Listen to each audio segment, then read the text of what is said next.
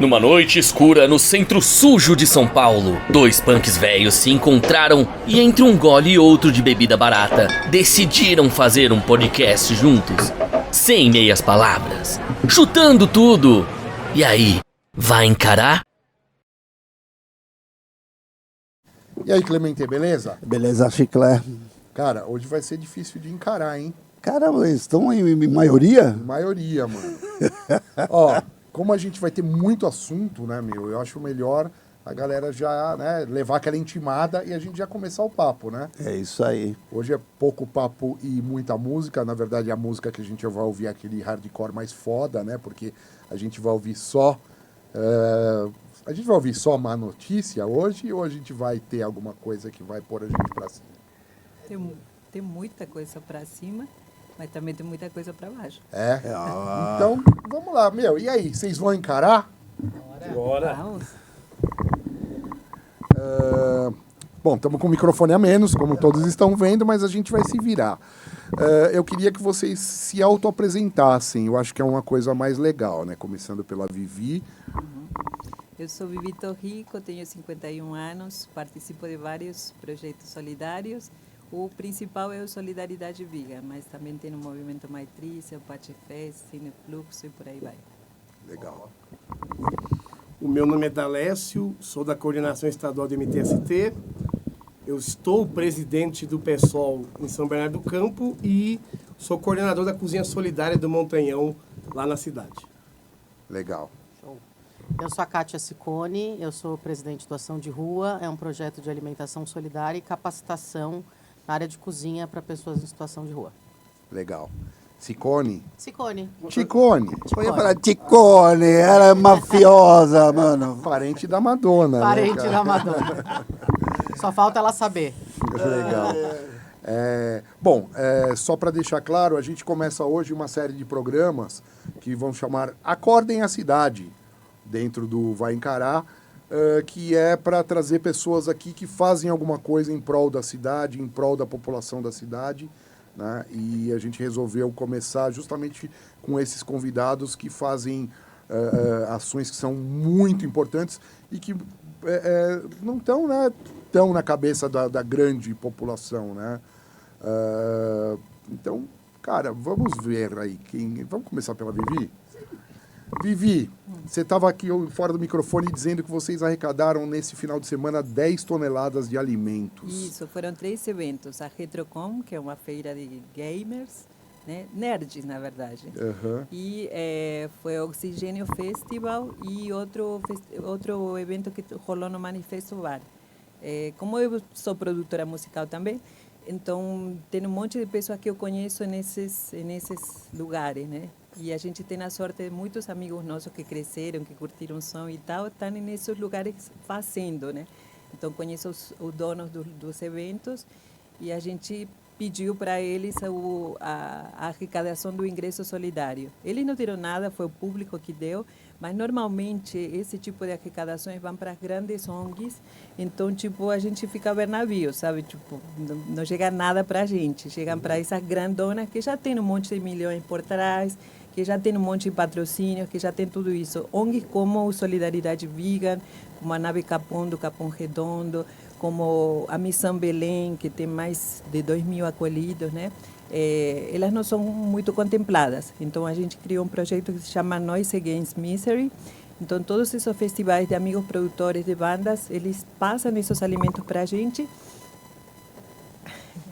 Passam esses alimentos para a gente e, na verdade, a gente, no mesmo local, já distribui para as pessoas. Então, a gente também mistura essa coisa de doação com cultura. Vem pessoal da aldeia, assiste o show e vai embora com os alimentos. Vem o pessoal da Nave Capão, traz o pessoal que está trabalhando com eles, assistem o show e vão embora com os alimentos. Então, não tem um pedágio no meio. Eu não pego os alimentos para mim, para ser um centro de distribuição de doações, para depois passar para as outras ONGs. É direto o negócio, porque acho que tem que ser isso, né? Claro, coletivo.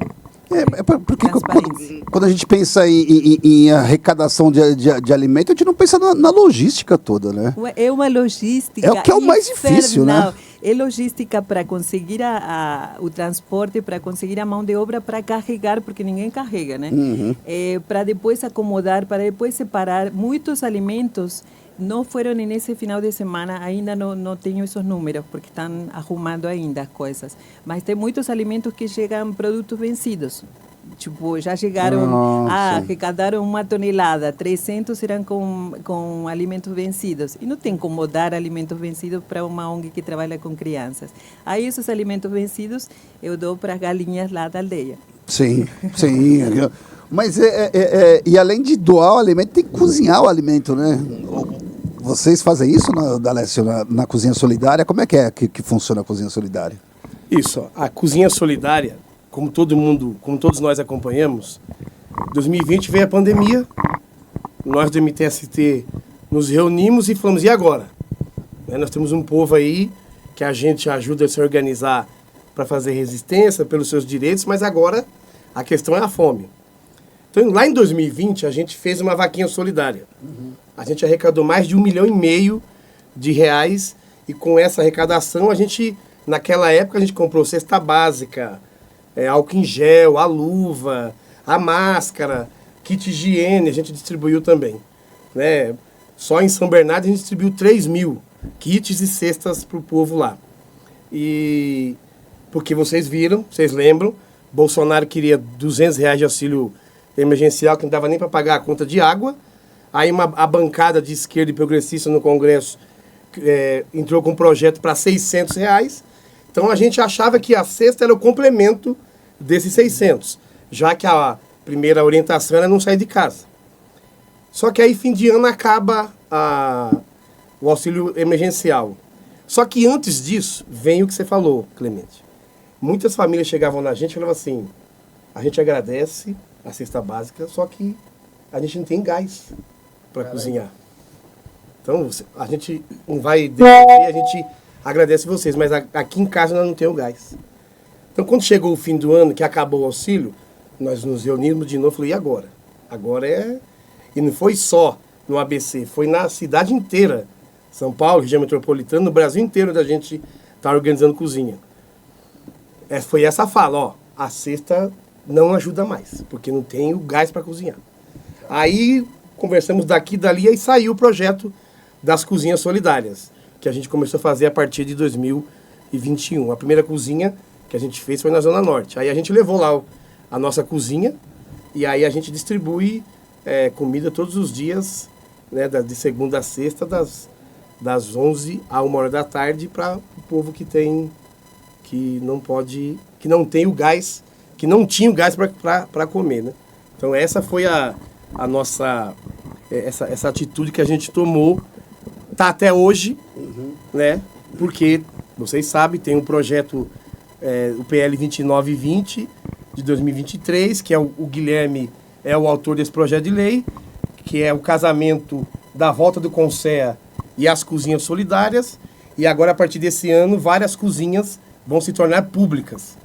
O governo chega com alimento, o governo vai pagar o salário das cozinheiras e os movimentos vão só continuar organizando.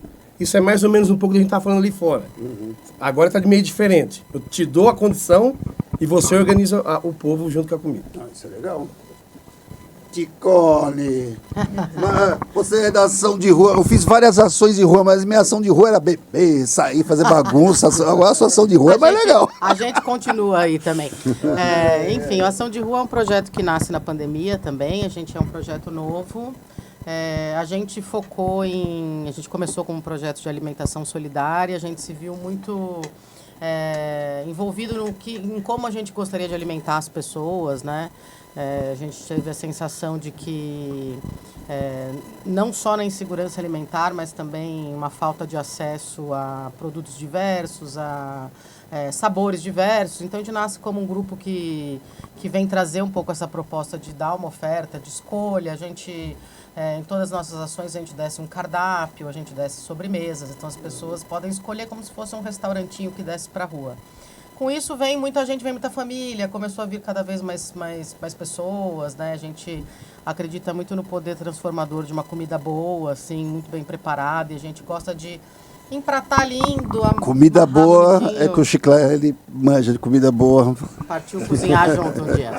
Pô, adoro. Eu ficaria muito honrado, inclusive, em participar. Vamos um dia na nossa coletiva. E aí a gente teve a sorte de poder vislumbrar, iniciar um curso de cozinha dentro do projeto Cisarte. Não sei se vocês conhecem, o Cisarte é um centro de socioeducacional para pessoas em situação de rua, lá que fica a sede do Movimento Pop Rua Nacional. E a gente começou a dar aula 3 vezes por semana e foi muito transformador, assim. Então, o nosso carro-chefe virou esse curso de capacitação para cozinheiros. Então, a gente tenta achar, a gente brinca que a gente não dá um curso para ensinar ninguém a lavar louça ou a cortar cebola. A gente dá um curso tentando puxar um possível cozinheiro apaixonado mesmo, né? Porque a paixão move o mundo, ele tem um poder para te tirar da onde você está e para realmente você sentir esperança de novo. Então, a gente vem tentando, há 4 anos, resgatar essas paixões em várias vidas que são com falta de esperança. E agora a gente está fechada na escola por falta de verba. Então, estamos aí num trabalho super profundo para tentar levantar esse dinheiro e reabrir a escola. Legal, o Marcelo vai depois colocar na tela ali. Valeu. Todos os dados, lógico, dos 3, para quem quiser apoiar, tá? Então, vai aparecer na tela daqui a pouquinho. Obrigada. Como o pessoal faz na TV, né? Vai aparecer aqui embaixo da tela, né? Aí o Marcelo põe em cima só para me contradizer. Vivi, o Solidariedade Vegan, ele capta a gente fora desse nosso rolê da música, do punk. Como que é? É mais fechado? Essa molecada do... Porque assim, né? Putz, a gente tá aqui, né? Somos punks velhos, né? A gente sabe que, a nossa geração não ajudou em nada, né? A gente só atrapalhou, né? A gente só brigou. Só brigou, era só besteira. Mas, assim... essa molecada que curte, por exemplo, o Ratos de Porão, né? Para quem não sabe, né? Lógico, a gente está falando pro mundo. Para quem não sabe e não conhece, a Vivi é a companheira do João, do João Gordo, né? O vocalista do Ratos de Porão. E que é óbvio que ela, também como produtora musical, está envolvida dentro desse rolê do hardcore, da música barulhenta e alternativa e tal. O Solidariedade Vegan, ele consegue atrair uma galera fora desse rolê, ou é mais essa galera mesmo? Conta pra gente, como que é o público que colabora e que participa dos eventos de vocês? Eu contei sobre a arrecadação desse final de semana, que é só uma vírgula dentro do nosso projeto, né? O Solidariedade Vegan acabou se tornando meio que um grande guarda-chuva. E começamos com as marmitas, né? Que foi todos os dias a gente já distribuiu mais de 270 mil marmitas, são 270 mil refeições, fora as toneladas e toneladas de arroz doce que a gente distribui todos os domingos aqui na Matilha Cultural, de mais ou menos 300 a 600 pessoas por domingo que são atendidas, né, no café da manhã. Então são toneladas de arroz doce, toneladas de chocolate, toneladas de suco, toneladas de banana. E, fora isso, como isso é tipo um grande guarda-chuva, a gente acabou criando uma ONG que o nome é Cuidar, porque o que a gente faz é isso, cuidar, né, das pessoas. E o cuidado vem com alimentação, vem com água potável para essas pessoas que não têm. A gente tem um projeto que se chama Água para Todos, que distribuímos alguns filtros industrializados para algumas ocupações, porque não tem água. Não tem. E são inúmeras coisas, né? Tem o Trampolim, que é um projeto que recruta as pessoas que estão em situação de vulnerabilidade e a gente consegue uma vaga em alguma empresa parceira, né? Teve uma vez, faz 2 anos atrás, que foi a maior captação de vagas que a gente teve, que foram 390 pessoas para uma fábrica de panetones, né? Então a gente pegou pessoas das ocupações, de algumas favelas, algumas poucas que estavam em situação de rua, porque eles têm todo um processo até se adaptar no mercado laboral, e levamos. Esse dia foi mágico, cara, foi muito mágico. Foram 390 pessoas indo no mesmo dia, na mesma hora. A gente fez kit para todos eles com roupa nova, conseguimos tênis da Vans, camisetas da Stamp, de um monte de parceiros e entregamos. Aí eles estavam lindos com um banho assim de princesas, de príncipes, né? E foram super bem. Foi uma vaga temporária, foram somente 3 meses, mas foi muito mágico. Então tem essa questão do trampolim, que a gente criou 3 brinquedotecas solidárias em ocupações diferentes que atenderam a crianças e foram muito, muito atuantes durante a pandemia, onde as crianças tinham somente aulas online. Criança de ocupação não tem sequer internet, não tem banheiro direito, então imagina. A gente trabalhou na ocupação Alcântara Machado e foi onde a gente fez nossa primeira brinquedoteca e foi com dinheiro que o pessoal do Sugarcane doou. Foram R$5.000 que a gente transformou, multiplicou e conseguimos ter aulas todos os dias. O boxe da Vila Anglo, do Guilherme Miranda, foi um dos que dava aulas. A Bruna, que dava aulas de cerâmica, tinha yoga, tinha reforço escolar. Todos os dias a gente conseguiu ter uma grade. Então esse é outro riozinho assim, né, de nosso grande solidariedade vegan. E isso acaba tendo e sendo possível porque é um projeto super coletivo. São 102 voluntários que são muito atuantes, muito atuantes. As pessoas às vezes me perguntam, por isso eu nem gosto muito de aparecer, porque eles perguntam, como que você faz tudo isso? E aí penso, caralho, ele pensa que eu faço tudo? Está louco. Mas a pessoa tem um pensamento muito louco, né? Um imaginário assim, coletivo muito limitado, assim, às vezes, né? Não é que eu faço tudo. Tem um monte de pessoas que ajudam, tem um monte de pessoas que se apropriam dessas ideias e fazem isso acontecer, né? Sim. E então, sim, tem um monte de pessoas que é da galera do metal, mais antigo, assim, são bandas e que apoiam a gente. E tem um monte de voluntários que também estão com a gente e são mais novos, né? Inclusive, filhos desses voluntários vão com a gente para algumas das ações. Uma das que a gente sempre leva são para o pessoal da aldeia Tecuá e Itacupé, né? Porque aí é um ambiente totalmente diferente. Eles estão em uma situação de vulnerabilidade, mas é de outro jeito, é bem diferente. Eu nunca vou levar uma criança, filha de um voluntário, para a Cracolândia, porque muitas vezes eu tenho que correr das bombas de gás, então eu não tenho como colocar em risco uma pessoa assim, né? Então, sim, essa questão da solidariedade, acho que a coisa boa é que muitos estão se permitindo ser solidários, sabe? Legal. Pô, e os números que você falou são números que, para mim, são astronômicos, né? Para mim também são. Para mim também são. E eu conheço cada número, eu posso te falar assim de cada copo que entreguei, de cada coisa que a gente deu para as pessoas, sabe? Final de semana passada teve o 5º Bazar Solidário, que se chama Chique no Fluxo. As pessoas vêm para a Matilha Cultural, entram em uma lojinha que a gente monta e eles podem pegar 4 peças. Depois ganham um banho de barba, de cabelo e tal.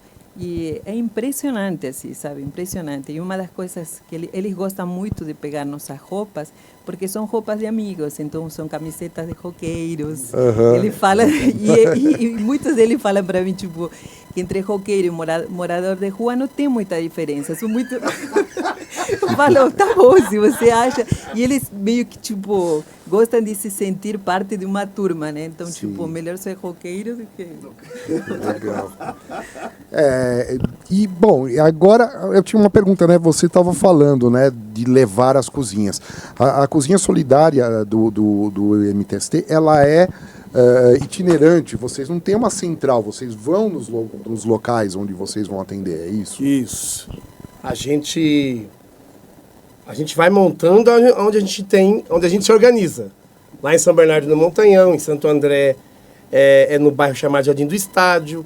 Na Zona Norte, tem lá na Zona Norte. Na Zona Sul, aqui na Sé, a gente tem uma cozinha solidária também.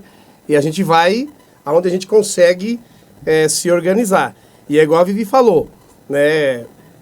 Essas atitudes nossas, faz com que a gente possa descobrir as pessoas solidárias, né? A gente começa a gente, mas daqui a pouco aparece, o que é isso? Né? Que nem lá, a Cozinha do Montanhão, ela é numa estrada que há 20 minutos para frente é o Santuário de Umbanda. Então as pessoas de religião de matriz africana Vão passando ali quase todos os dias.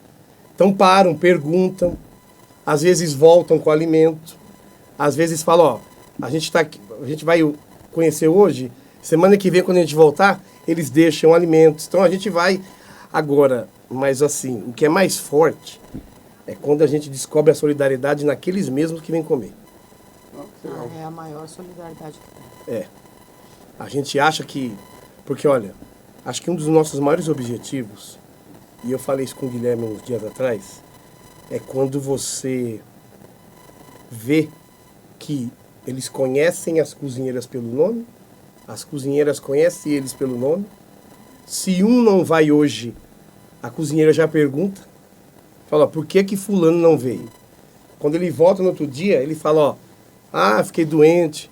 E quando a gente chega na cozinha e eles falam pra gente, obrigado, porque não era só o alimento que eles queriam. Conversar. Às vezes tem gente que fica lá até... A cozinha fecha 1h, tem gente que sai de lá 3, 4 horas, senta lá e fica conversando com a gente, ajuda a gente a lavar, limpar, tudo. Então eu acho que esse é o objetivo, né? Não é só dar o de comer, né? Você também tem que organizar, conversar com eles. A gente trouxe o cônsul de Cuba lá na cozinha para falar um pouco sobre a organização popular, né? Sobre esses trabalhos da questão da solidariedade. Inclusive, nós vamos ter aula de boxe lá na cozinha, fruto dessa conversa que nós tivemos com o cônsul. Pô, boxe na cozinha é perigoso, hein, meu? Vai que o cara fica nervoso, dar uma panelada em vez de dar um soco. Não é panelada, não. Eu falo pra eles assim, a aula de boxe é bom porque o primeiro bolsonarista que você achar no meio da rua já soca a cara dele, pronto, acabou. Cara, aliás, a gente, vamos começar uma campanha, né? Só que um bolsonarista... Cara, não, eu tenho uma ideia que você falou uma coisa importante. Aliás, esse é o podcast mais comportado que a gente teve aqui, porque ninguém interrompe ninguém, né? Mas tem a Vivi, acho que conhece o Formiga, ele era cameraman da MTV, né? E tal. E aí, por uma série de coisas e tal, quando ele saiu da MTV, ele vendeu todas as coisas dele, foi morar no interior e não sei o quê, montou uma fazenda comunitária e faliu e, resumindo, foi morar na rua. Encontrei com ele e ele falou, Clemente, você tá lá na rua e tal. E eu, mano, um dia eu tava na França, no MTV Awards europeu, tomando champanhe, e outro dia eu tava morando na rua. E aí, eu, caramba, Formiga, né? Ele, pô, mano, e aí assim, você vai ficando barbudo, você vai ficando, né, vai começar a feder e tal. E aí tem dia que você fala assim, eu só quero falar oi pra alguém, que eu só quero conversar com alguém. Porque eu fiquei o dia inteiro ali, né, sem conversar com ninguém. Às vezes ele fala, pô, você tá com uma dor de dente, aí não tem remédio. Né? A situação de rua é uma situação que tem muito mais necessidades, às vezes, não só a de alimentação ou a de moradia em si, mas necessidades de convivência, né? De emocionais, né? Como é que vocês convivem com isso também? Porque o que você falou é importante, né? As pessoas se conhecerem, né? E trocarem essa experiência, virar uma comunidade mesmo, né? É super complexo, né? A rua ela é muito diversa, acho que como qualquer setor da sociedade, assim. Então, você tem milhões de histórias, você encontra uma grande parte de dependência química, isso é inegável, muita demanda mental, e muitas pessoas que fugiram de casa porque brigaram com seus padrastros, com a mãe, terminaram casamentos, e, enfim. Aí algumas se reorganizam e fazem seus grupos na rua, né? Então tem ali um sistema de apoio e de conversa e briga, mas enfim, existe uma certa coalizão e existe gente que se isola bastante, né? Então a gente chegou a ter um aluno de um curso, assim, eu tive um aluno que foi abandonado com 4 meses de idade, morou no orfanato até os 18, dos 18 até ele fazer o curso, ele estava com 63 anos, morando sempre em centro de acolhida. Então, República, centro de acolhida e rua. Ele nunca saiu desse esquema. Nunca assim, teve né? um lar, né, nesse conceito, né, Então, de família e tal, né? Exato. E aí existe realmente uma demanda emocional ali, por ter uma ligação com outras pessoas, amizades mesmo, né? Um elo que é super forte. E essas pessoas, elas acabam se apegando muito facilmente a dias bons, né? A dias alegres, a experiências bacanas, assim. Mas é bem complexo. A criação de vínculos acaba sendo uma ferramenta também de redução de danos, né, em todo esse panorama. E também outra coisa que estava falando a Kátia sobre como saíam algumas pessoas das casas e fugiam e não sei o quê, que as casas nem sempre são os lugares mais seguros, né? Exato. Então a gente encontrou muitas, no auge assim, da pandemia, muitas crianças, adolescentes, que saíam e era muito melhor a rua, muito melhor a rua, pode ter certeza, do que a casa. E assim, as pessoas da rua se aglutinam, né? Na Cracolândia, eu me lembro que uma vez eu passei pela Cracolândia quando o Pietro tinha 6 anos, no dia do aniversário dele. E a gente ficou chocados, assim, tipo, caralho, né? Impactante. Né? E o Pedro, me lembro que esse dia ele prometeu, falou, mãe, pai, fazia 6 anos, eu nunca vou usar drogas, só uma cachaçinha de vez em quando.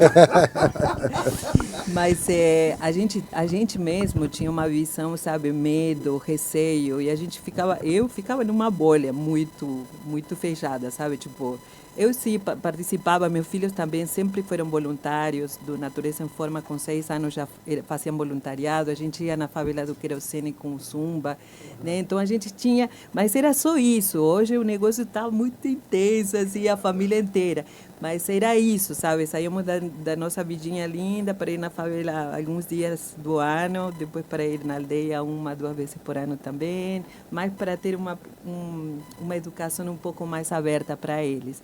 Então era uma coisa egocentrista de alguma forma, porque eu não estava pensando nos outros, eu estava pensando no melhor que eu podia dar para meus filhos, né? E tinha um certo receio do pessoal da Cracolândia, e para mim era um amontoado de gente, e era o que todo mundo pensa que são zumbis, né? Não são zumbis, não são zumbis. É filha de alguém, é mãe de alguém, é tio de alguém, é irmão de alguém. É muito foda. E é uma comunidade. A gente, com os projetos do Cinefluxo, da Craco Resiste, do TTT e outros projetos que atuam, ONGs, que atuam diretamente lá, e é muito intenso também o negócio. A gente transita hoje com cuidado, claro, sempre, porque o vício, né, você às vezes perde, mas com uma certa liberdade, que eu lembro que anos atrás eu mesma não tinha, porque eu mesma colocava esses prejuízos na frente e, tipo, medos, né? Hoje não, eu chego, já vejo que um cara está mal, eu chego perto, falo, né? Alimentação, a gente trabalha muito na Cracolândia com comida afetiva, né? Então é arroz doce, é pudim de pão, é vovó, é tia, é mãe. Então isso dá uma licença poética também, que o João às vezes vai comigo entregar água, a gente entrega 2 vezes por semana água, muita água, toneladas de água também. E ele fica meio um pouco mais atrás, até porque eu tenho muitos fãs dele que estão na Cracolândia, né? Tá na Cracolândia. E aí ele fica mais de lado, não pode carregar peso, e eu vou e entro. Ele fala, mano, eu vejo você e já está lá dentro, no meio, eu fico meio apreensivo. E eu falo para ele que a licença poética que esse trabalho solidário com comida afetiva acabou dando. E água, né, que é o básico do básico do básico. Né?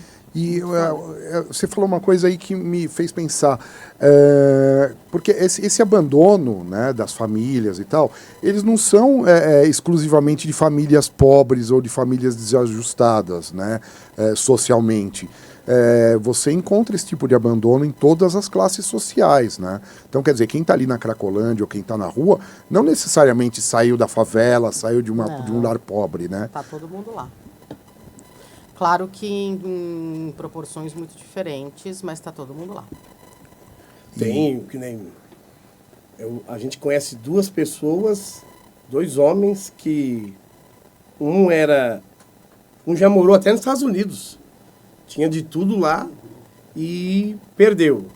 Outro que tinha, acho que 4, 5 empresas de pneus e na pandemia faliu e que hoje vai almoçar lá. E aí é até meio engraçado, porque assim, há anos atrás, quando quebrava qualquer coisa, eu pagava alguém para arrumar. Hoje, é a pessoa que tem que arrumar. Então, teve um que até nos agradeceu. Ele falou, é aqui que eu aprendi a lavar louça, aqui eu aprendi a lavar o quintal, aqui eu aprendi a mexer com o rodo, com a vassoura, porque quando eu mandava alguém fazer.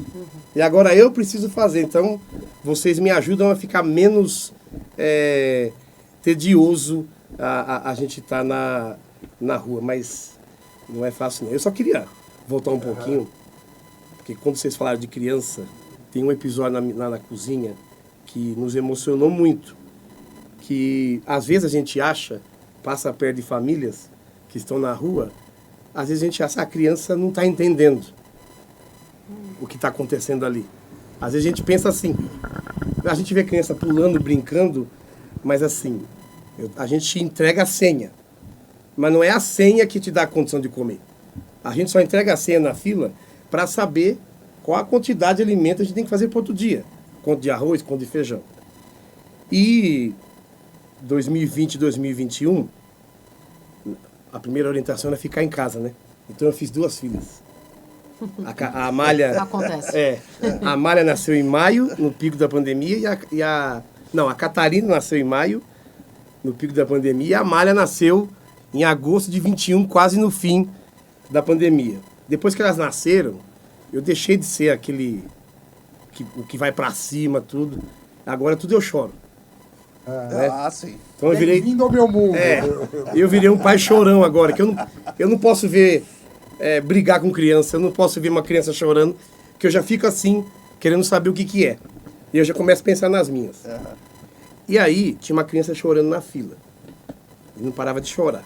E eu estava lá dentro da cozinha, ajudando as meninas a organizar, e eu comecei a me incomodar. Falei, o que essa criança está chorando? Aí uma até falou para mim, vai lá ver. Aí eu fui lá ver. Quando eu chego, a criança, o rosto dela tudo cheio de lágrimas.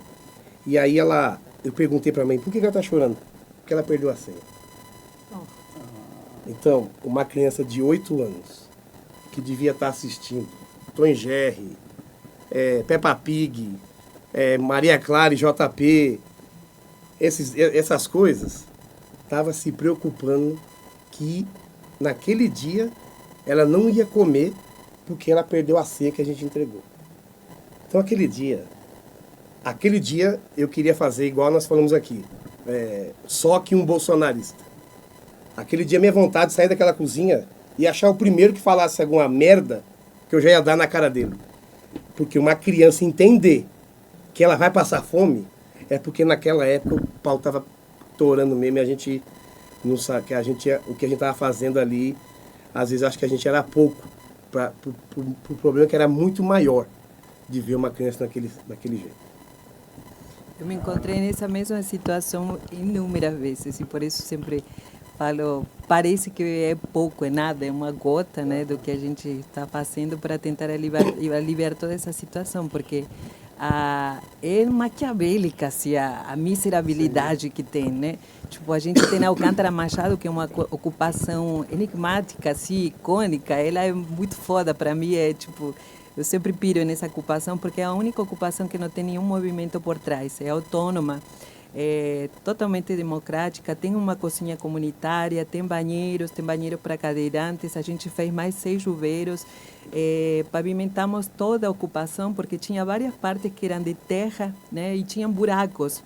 E eu, mais de 2 crianças, né, que íamos para parquinhos, praças e tal, eu vi os buracos e falei, aqui onde as crianças ficam brincando, né, com as passinhas. E eles falaram para mim, não, aqui são as ratoeiras. Eu, o quê? As ratoeiras, os ratos desse tamanho que faziam os buracos. E aí eles viram a me contar que tinha criancinha que tinha sido comido o dedo, que tinha morador que tinha problema na perna porque os ratos comiam, né, as pernas quando dormiam. Mano, como pode acontecer isso na Moca, aqui a 20 minutos de onde a gente está? Como isso pode acontecer? Como a gente pode permitir uma coisa dessas? Foi nesse lugar que eu conheci a Diego, que é o menino que é a 4ª geração que está na rua. A bisavó estava na rua, a avó estava na rua, a mãe está na rua e ele está na rua e provavelmente o filho dele fique na rua também. Sim. E, cara, umas coisas assim que você... Se isso não te revolta, então se mata. Se mata, malandro, porque você já não tem nada que fazer aqui, sabe? As histórias eu acho que são cabulosas e tem muitas, assim como as pessoas que você encontra que são maravilhosas e que você fala como é que caíram nesse limbo, o que aconteceu. Mas eu acho que mais do que focar nisso, a gente precisa focar em o que fazer agora, já nesse momento. Porque enquanto a gente fica falando, enquanto tem perfis de Instagram que ficam glamorizando as histórias e ganhando dinheiro e fazendo marketing social que não leva a nada da vida dessa pessoa, essa pessoa está sofrendo. Está sendo massacrada e torturada sistematicamente. Quando falam pessoas em situação de vulnerabilidade, eu já penso hoje assim, em pessoas que moram talvez em uma ocupação, com um movimento por trás. Essas são pessoas que estão em situação de vulnerabilidade e tal. Mas as pessoas que estão na rua, todos os dias apanhando com esse governo de São Paulo, elas não estão em situação de vulnerabilidade, eles estão em situação de massacre e tortura sistemática. E a grande maioria são que pretos, mulheres, crianças, são homens negros, né? Então, tipo, tem uma questão racial aí que a gente vem arrastando e ninguém quer se responsabilizar, sabe, sobre isso. Ninguém quer se responsabilizar. Não tem nenhum tipo de assistência, assim como quando foram libertos de escravidão, foram jogados para a rua sem roupa, sem comida, sem moradia, sem trabalho, sem porra nenhuma. Está igual, mudou porra nenhuma. Então, às vezes, assim, eu acho que mais do que pensar em os moradores de rua, eu conheci um que era um belinho japonês, foi 2 vezes ao Japão, fez isso, fez aquilo, ou uma mulher que fez aquilo. Tem muitas histórias muito lindas. Acho que nosso papel é de atuar e ir para frente, e não somente de atuar como pessoas, como civis, mas também exigir políticas públicas, sabe? Porque não tem que cair tudo nas nossas costas. A gente faz isso porque ninguém está fazendo. Sim. Ninguém está fazendo. Eu estou te interrompendo, desculpa, mas é que você vai estar entrando num assunto que eu quero perguntar depois diretamente para vocês, né? Bom, eu queria só dizer aqui para a câmera que é o seguinte, você que assiste a gente, não sabe qual é a diferença de direita, de esquerda e tal. A direita, ela também quer acabar com o racismo e quer acabar com a pobreza, né? Aí a Vivi acabou de explicar como, né? Matando o preto e matando o pobre. Aí fica fácil, né? Bom, eu queria... Nossa querida Ticone... Agora ferrou, né? Você foi falar seu sobrenome, agora você é Ticone aqui. Não, você queria falar, né? Alguma coisa, você sinalizou para mim.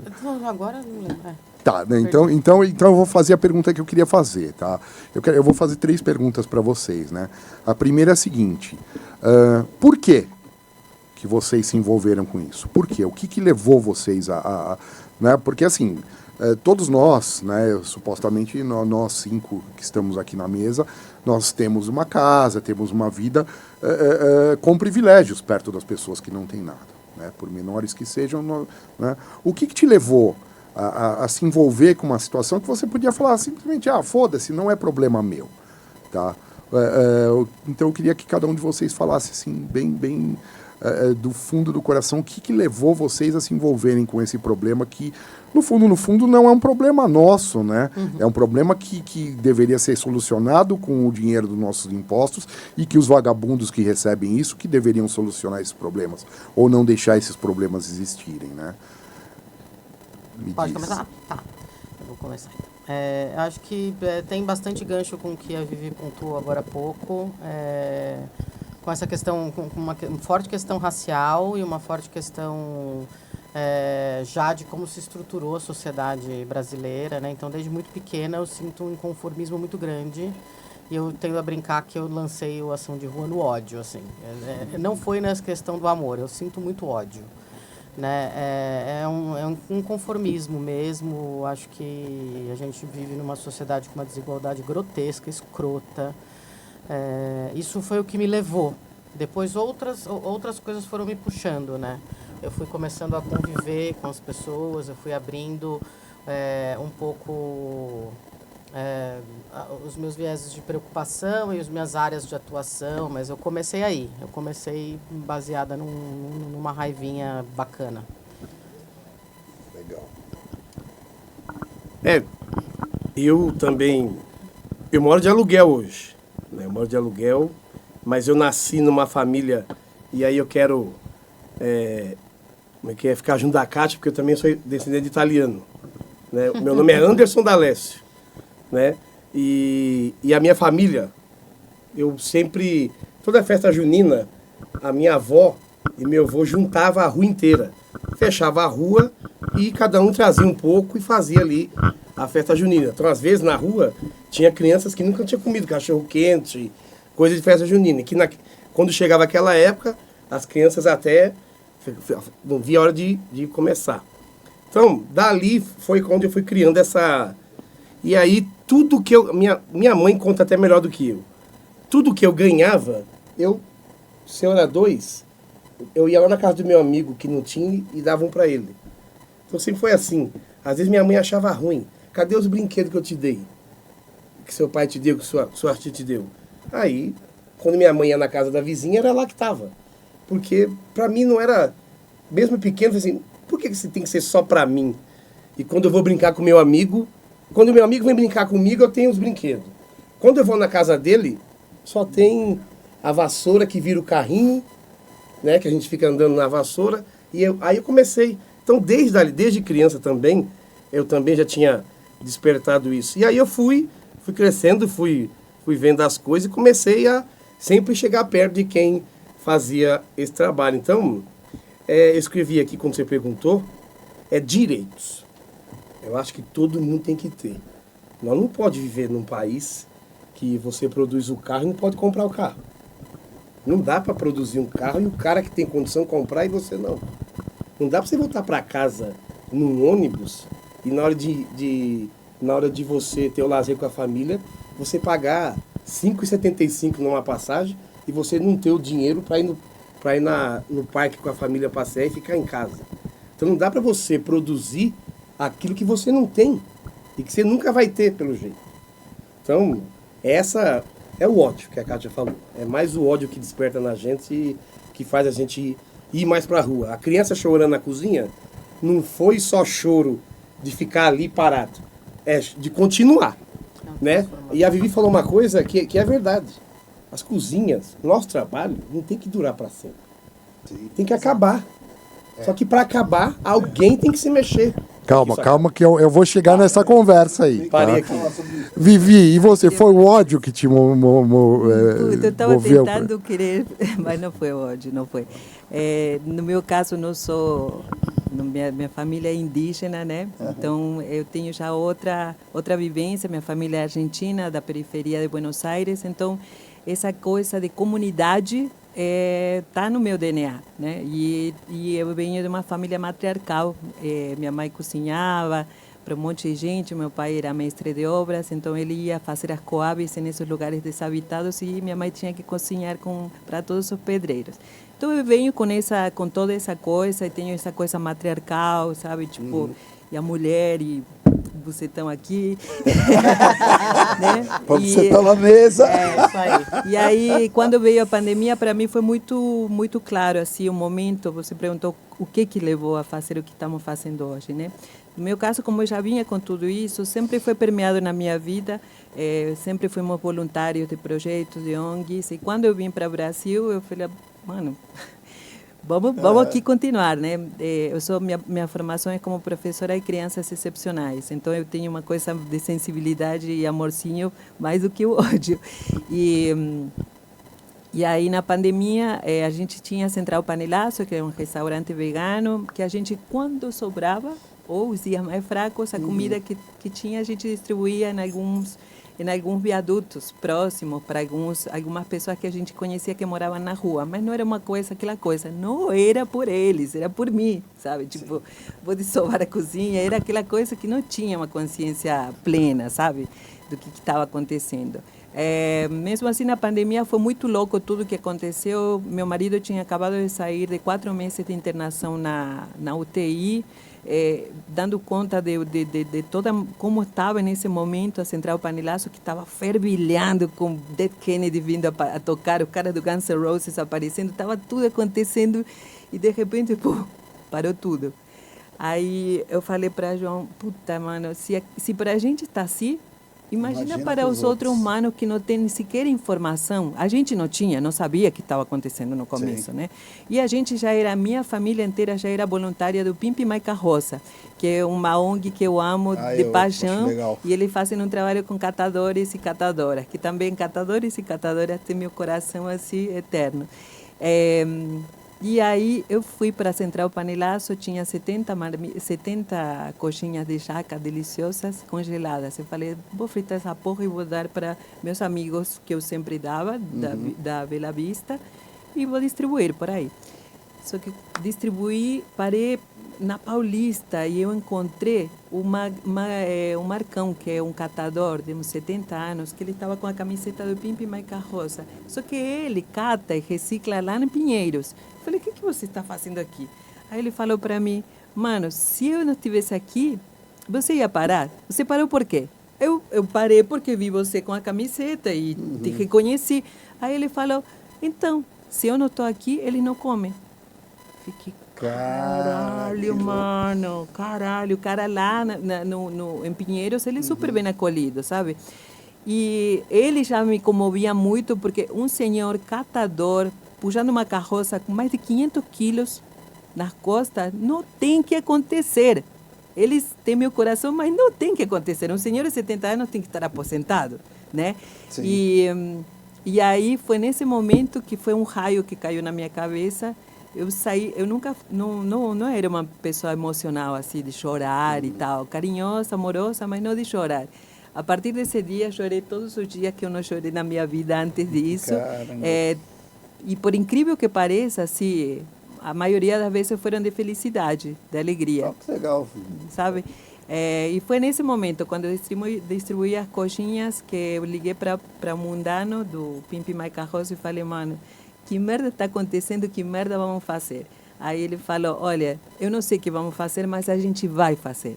No dia seguinte começamos a fazer marmitas, e foi o João e eu que pagamos essas marmitas, né? Ficamos assim por algum tempo, e fomos a primeira ação de mulheres, éramos 3 mulheres na cozinha, fazendo a distribuição de marmitas. No dia seguinte, depois da gente começou os Cefras, e éramos linha de frente, os Cefras, Solidariedade Vegan. Logo em seguida começou o treino na laje e todos somos da Tamires, a filha do Sabotagem. Então essa foi a linha de frente que ficou por um bom tempo em São Paulo, distribuindo assim de dia, de manhã, de noite, de madrugada. Eu fiquei muito feliz porque eu pensei que as mulheres que estavam comandando era a Tamires Roja, a Sofia Viciliade, eu estava no Solidariedade Vegan, eu falei, agora é o matriarcado, cara, agora é nós. Que legal. Falsa esperança. É legal que a pandemia não rendeu filho só pro D'Alessio, né? Rendeu filho para todo mundo aí. Vocês estão com o filho para cuidar, né? Que é esses projetos. E aí a pergunta, né? Porque até quando vocês vão ter que fazer isso? Como a gente pode pressionar o Estado para que ele assuma esse papel, né? Como é que é isso, né? Então, exatamente. Essa pergunta, eu queria que vocês falassem o que é a visão do futuro de vocês. Né? Mas não uma visão romântica, uma visão realista, né? Porque a nossa a visão romântica todos nós temos, né? Que é acabar a fome, acabar a miséria e tal. Mas o que vocês acham, de uma maneira bem realista, isso vai acabar? Esse trabalho de vocês vai deixar de ser necessário um dia, porque as pessoas não vão precisar mais disso? Quanto tempo isso duraria na cabeça de vocês? Daqui a 5 anos, 100 anos, 500 anos, ou a miséria, a fome nunca vai acabar? No sistema como ele está hoje, ela não vai acabar. Não sei nem mensurar quanto tempo demoraria para essa situação se reverter. Mas é difícil não entrar numa visão romantizada, né? Porque a realista ela é mais deprê.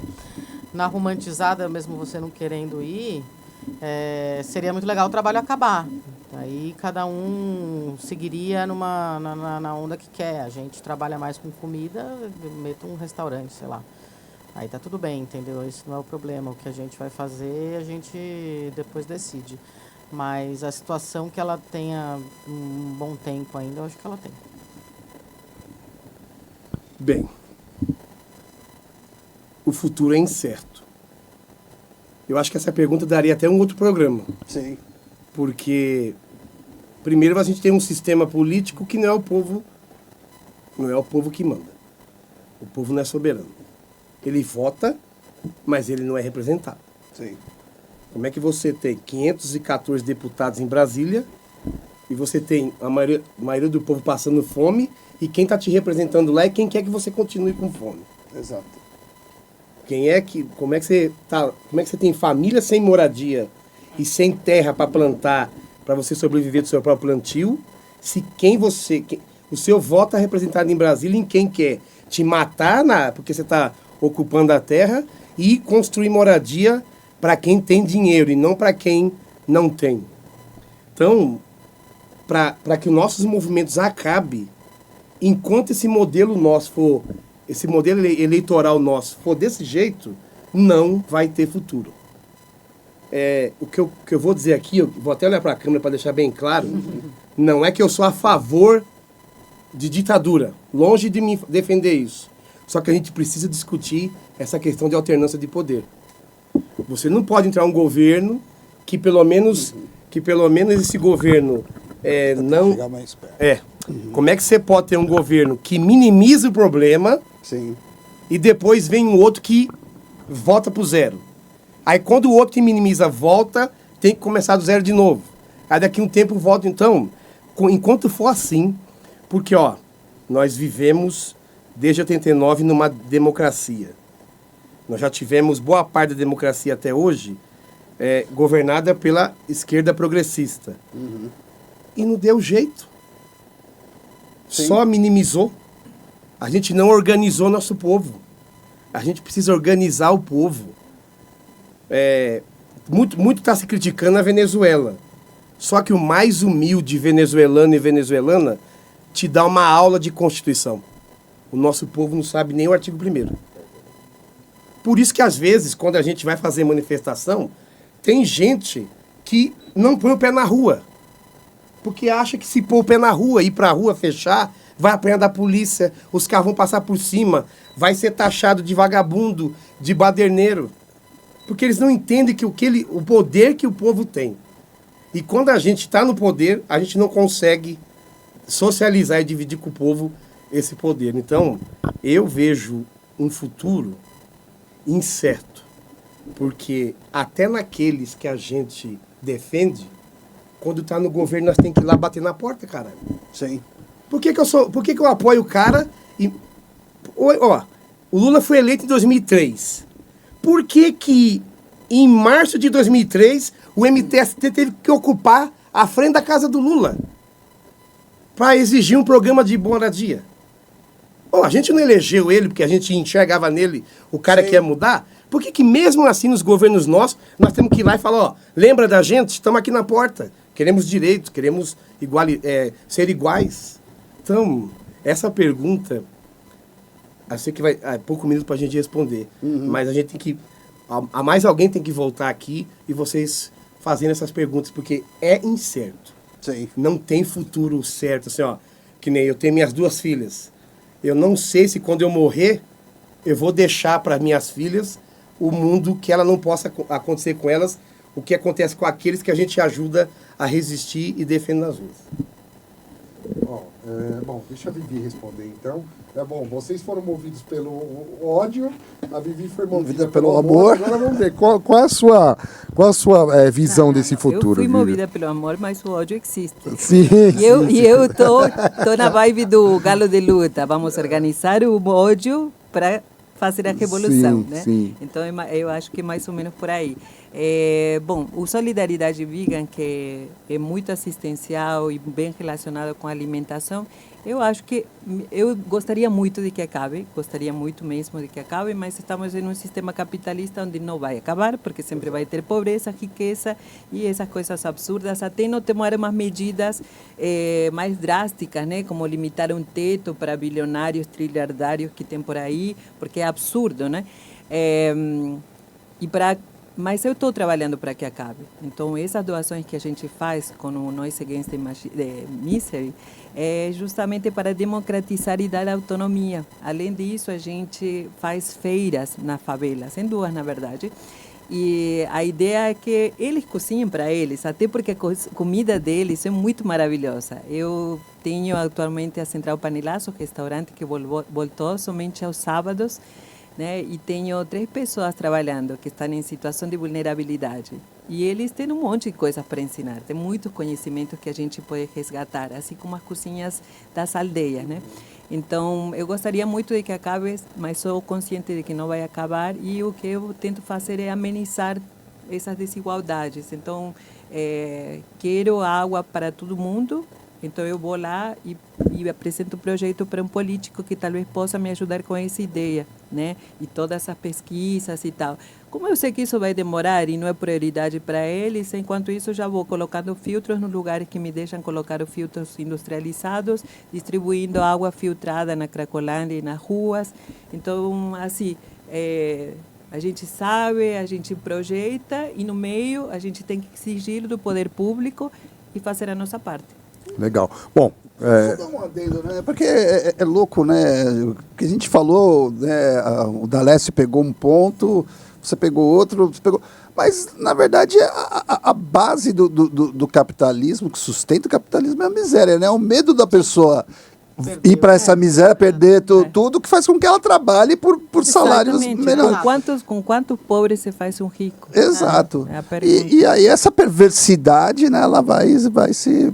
Então, na verdade, o neoliberalismo é o pior do capitalismo, né? para gravar isso, né? Então, as considerações... não, eu queria... O Marcelo mandou um bilhetinho aqui, né? Que a gente está recebendo bilhetinhos Tô no ar. amando ele com os bilhetinhos. A gente precisa ter um teleprompter aqui, né? Pra gente... Não, o esse nosso tá mais teleprompter é de pobre. O Marcelo queria fazer uma pergunta, Marcelo? Gostaria. Manda ver, eu traduzo aqui. Vocês, em contato com essas pessoas em condição de rua, já devem ter ouvido N histórias. Né? O que é, assim, o principal motivo dele estar nessa condição? Dele ir para essa condição? Vocês podem identificar isso? Ou Acho que seja, bom, não a pergunta existe do Marcelo, né, que está longe do microfone, ele quer saber, estatisticamente, o que mais vocês ouvem, né, das pessoas assim, eu estou nessa condição, ou eu fui para essa condição por motivo X. O que estatisticamente vocês acham que mais contribui para a pessoa estar na situação de vulnerabilidade ou na situação de rua? Bom, eu não tenho números, mas são várias. Acho que a Kátia já falou, né, que tem um monte de questões de saúde mental mesmo, de vício, de brigas familiares. São várias as coisas, né? Não são só essas também. E uma das que tem me chocado ultimamente do sistema carcerário, né? As pessoas quando saem do sistema carcerário vão aonde? Aonde? Com quê? Como? Aonde que eles vão? Onde são acolhidos e ninguém vai perguntar nada? Vão numa Cracolândia da vida, vão para algum viaduto, vão para esses lugares. E, tipo, você vê como é perverso esse sistema de merda, né? Tem uma pessoa que, acho que já até participou da CISARTE, que é o Júlio César. Ele teve toda essa história. Foi abandonado no orfanato, tirado porque estava em uma situação de agressão. Depois ele ficou até os 18 anos. Aos 18 anos, vão para onde essas crianças? Vão para onde? Aí o sistema tem uma falha programa. muito grande. Não tem programa para depois dos 18 anos. Então, o que eles fazem? Vão para a rua ou vão para abrigo, que é uma bosta, fedido, cheio de piolhos, que não tem condições. São pouquíssimos, acho que eu conheço somente um dos abrigos aqui de São Paulo que tem uma condição minimamente assim, boa. Assim. Aí o que ele fez? Foi para a rua e o que ele faz? Se sai sem nenhum tipo de formação acadêmica, vai roubar. vai roubar. Júlio começou a roubar, levou um tiro. Aí um outro catador, que é o Reginaldo, viu ele apanhando, ensanguentado, morrendo já. E aí ele entrou, nem conheceu o cara, entrou e falou: mano, o que está fazendo? Aí foram presos os dois. Depois de meses, eles se reencontraram e se identificaram entre eles, né? Eles moram aqui pertinho, são da Matilha Cultural. E aí o Reginaldo ensinou a Júlio César a fazer reciclagem. Então hoje os dois são catadores e tal. Mas esse menino, ele esteve no orfanato,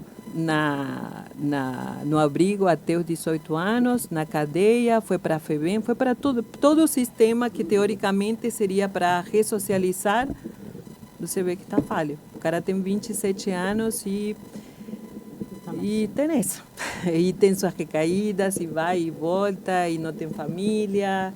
E é isso, não tem, acho que uma história, uma quantidade certa. A gente pode juntar, tanto por cento que estão com problemas mentais.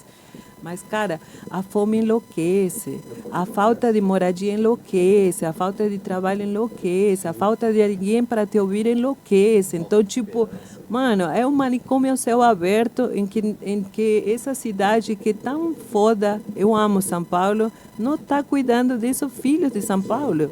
É foda isso, muito foda. É cruel demais, muito cruel.